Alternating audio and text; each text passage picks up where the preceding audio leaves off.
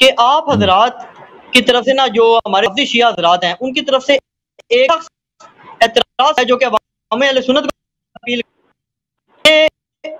اہل بیت سے دین نہیں لیا گیا، اور یہ بغض کے تحت سنی محدثین نے بےمانی کے تحت باقاعدہ ایک پلاننگ کے تحت اہل بیت کو چھوڑا ہے۔ تو آج ہی میں ایک ویڈیو دیکھ رہا تھا، حالانکہ وہ جو مفتی صاحب تھے، وہ علامہ صاحب تھے، وہ تقریباً شیعہ کی طرف مائل تھے، جن کی ویڈیو تھی، واللہ عالم ان کا نام بھی میرے ذہن سے نکل گیا ہے۔ تو انہوں نے یہ بات کہی، وہ کہتے ہیں جی سینکڑوں کے حساب سے بلکہ ہزاروں کے حساب سے ہماری جو احادیث کی کتب ہیں، ایون بخاری کا وہ کہہ رہے تھے، انہوں نے روافض سے کٹر رافضیوں سے روایات لی ہیں، کٹر رافضیوں سے۔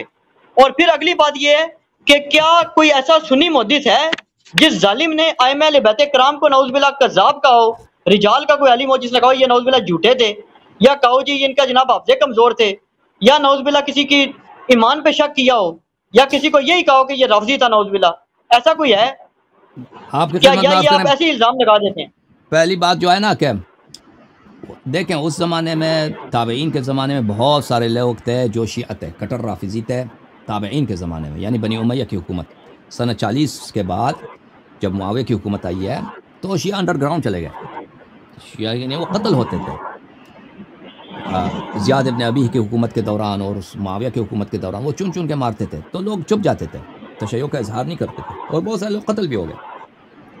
اور پھر اس طرح بنی مروان کی جب حکومت آئی ہے تو وہ لوگ تو حجاج ابن یوسف کی حکومت تھی عراق میں، تو یہ لوگ شیعوں کو مارتے تھے، تو وہاں پہ اس وقت شیعہ بہت تھے علماء میں، لیکن وہ سخت تقیہ میں تھے، یعنی اپنے بچوں کو سے بھی تقیہ کرتے تھے، اپنے اولاد سے بھی چھپاتے تھے۔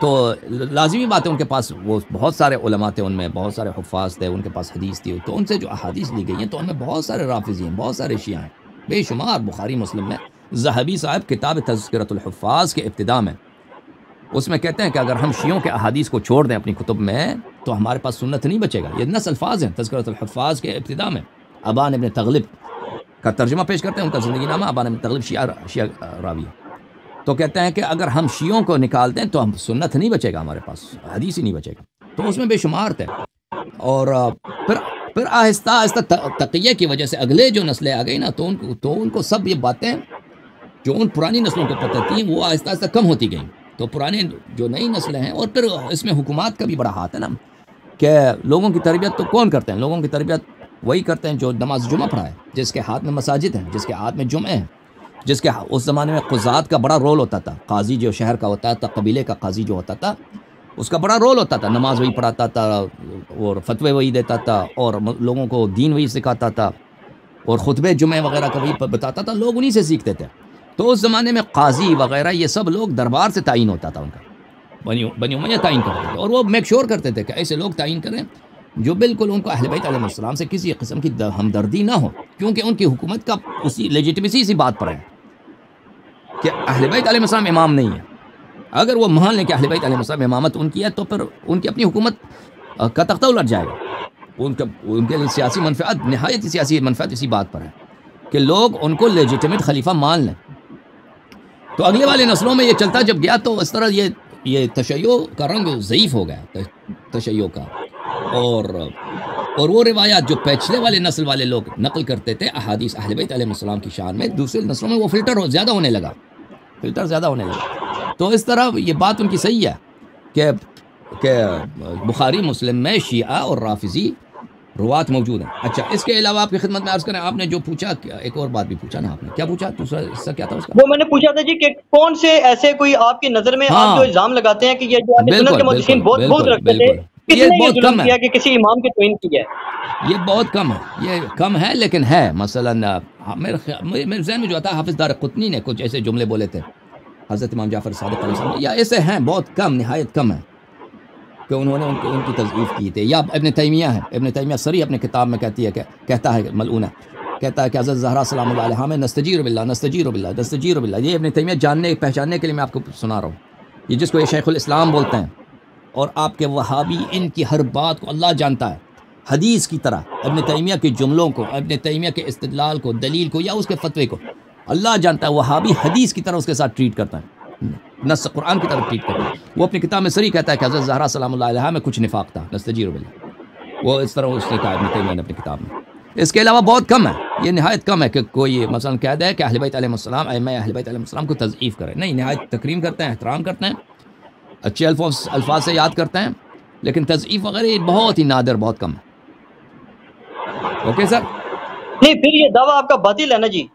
جو کیا؟ اتنا بڑا الزام آپ نے اہل سنت پہ لگایا ہے، اور اہل سنت میں بھی بہت سے لوگوں میں یہ تشویش پیدا ہو جاتی ہے کہ یار انہوں نے دین کو چھوڑ دیا. تو جب ائمہ اہل بیت کو تو چھوڑ ہی دیں، جب وہ چھوڑ ائمہ دیا اہل نا، بیت کو، تو چلو وہ تو متفقہ ہستی ہے نا، لیکن جو رافضی ہیں، کٹر رافضی، جب ان سے بھی روایات لے رہے ہیں تو پھر بغض کس بات کا ہے ان کو؟ اس کا مطلب سنی محدثین معصوم ہیں کہ ان کو اتنی بھی سمجھ نہیں، ان نہیں میں ہے کہ ہم نے تعصب روافض سے بہت نہیں ہے دین بھائی. لینا. نہیں، اس طرح نہیں ہے کہ ان میں متعصب نہیں ہے بھائی. بلکہ آپ کو ایک بات تعصب بتاؤں، بڑا مجھے کٹر میں ہے. یاد آ گئی مجھے بات. مفتی اسحاق صاحب ایک جملہ بولتے تھے، وہ کہتے تھے یہ شیعہ الٹا ہمیں الزام دیتے ہیں، حالانکہ شیعہ بڑے چلاک ہیں. وہ کہتے ہیں ان کی کتابوں سے ہمارے مطلب کی نہیں نکلتی، کیونکہ ان کے محدثین بڑے سمجھدار، بڑے ہوشیار، بڑے مکار تھے. انہوں نے جناب سنیوں کی روایتیں چھانٹ چھانٹ کے علیحدہ کی ہیں. ہمارے تو کہتے ہیں اتنے سادے بولے لوگ ہیں، انہوں نے ہمارے گلے مصیبت ڈالی ہوئی ہے کہ چن چن کے جناب نہیں روافض سے روایتیں لے کے اور شیعہ ہمارے گلے میں فٹ کی ہیں انہوں نے. اور اب یہ کہتے ہیں جی تم ظالم ہو کہ تم نے دین نہیں لیا. نہیں کہتے ہیں لیا تو انہوں نے نہیں ہمارے سے. اس کی نہیں کیا بھائی حقیقت صاحب، ہے سر؟ آپ نے کہا نا کہ بخاری مسلم میں ایسے راوی ہوں جو شیعہ اور رافضی ہوں، وہ موجود ہیں، میں نے عرض کیا موجود ہیں، لیکن اس کا مطلب نہیں ہے کہ سب آپ کے روات ان میں کوئی متعصب نہیں ہے، کوئی ناصبی نہیں ہے. اس طرح نہیں ہے. آپ کے روات میں وہاں پہ شیعہ رافضی موجود ہیں، لیکن وہ ان سے ایسے روایت نقل کرتے ہیں نا وضو کے مسئلے پر یا تفسیر قرآن پر، امامت وغیرہ کے مسائل پہ، وہ اس کی روایت بہت کم ہے ایسے شیعوں سے. اور اگر پتہ چل جائے نا اہل بیت علیہ السلام کے فضائل پہ کہ یہ راوی شیعہ ہے، یہ راوی اس کا میل تشیع کی طرف ہے، تو اس کو اسی لیے یہ بے شمار ہے، اللہ جانتا ہے آپ کی کتب میں، اسی لیے رد کرتے ہیں کہ بھئی یہ جو ہے کوفے کا آدمی ہے.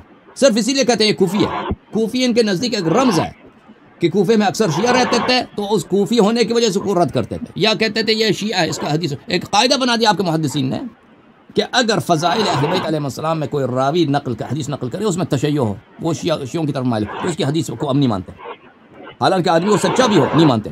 تاکہ اہل بیت علیہ السلام کے متعلق صرف ان کے پاس اگر کوئی فضیلت کی حدیث آتی ہے تو وہ نہایت ہی کم ہو، کیونکہ حدیث وہی نقل کرے گا جو اہل بیت علیہ السلام سے محبت کرے گا.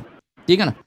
تو اس طرح قاعدہ بنائے. تو اس کا مقصد یہ نہیں، آپ نے جو کہا ہے نا، آپ نے جو سوال کیا تھا کیا ان میں ایسے افراد ہیں جو شیعہ ہیں اور رافضی ہیں؟ جی ہاں، شیعہ رافضی موجود ہیں، لیکن کیا وہ سب کے سب شیعہ رافضی تھے؟ نہیں.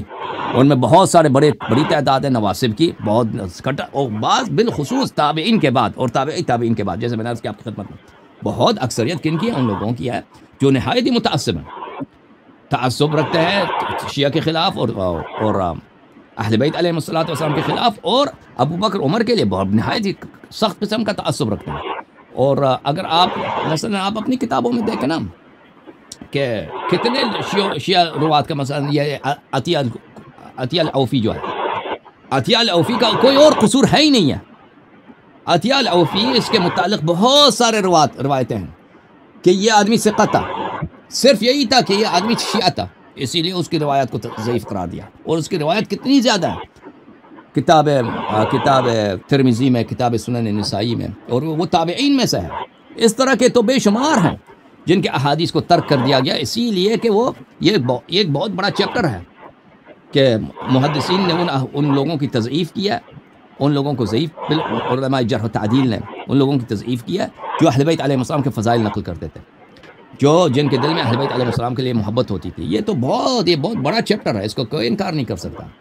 اب یہ بات کہ ہمارے جو بھائی ہیں ان لوگوں نے اہل بیت علیہ السلام کا اتباع نہیں کیا، یہ تو واضح بات ہے کہ آپ لوگوں نے اتباع نہیں کیا اہل بیت علیہ السلام کو، ان کو اپنا پیشوا نہیں جانا ہے رسول پاک صلی اللہ علیہ وسلم کے بعد. یہ تو اظہر من الشمس ہے. مزید کچھ بھائی؟ سر بس فائنل بات آپ سے ایک بس ریکویسٹ ہے